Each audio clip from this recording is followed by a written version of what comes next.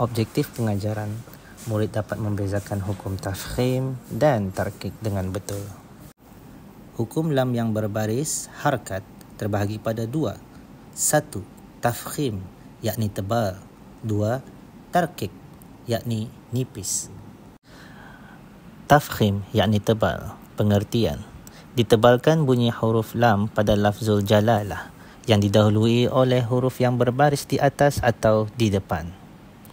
Contoh: Innallah, minallah, fadlullah, wattaqullah. Tarkik, yakni nipis.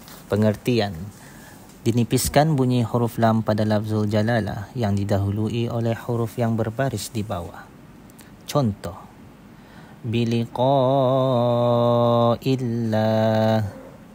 bi'ahdillah, qul lillah, min amrillah. Lam yang berbaris, yakni harakat selain daripada lam pada lafzul jalalah, wajib dinipiskan, yakni tarkik.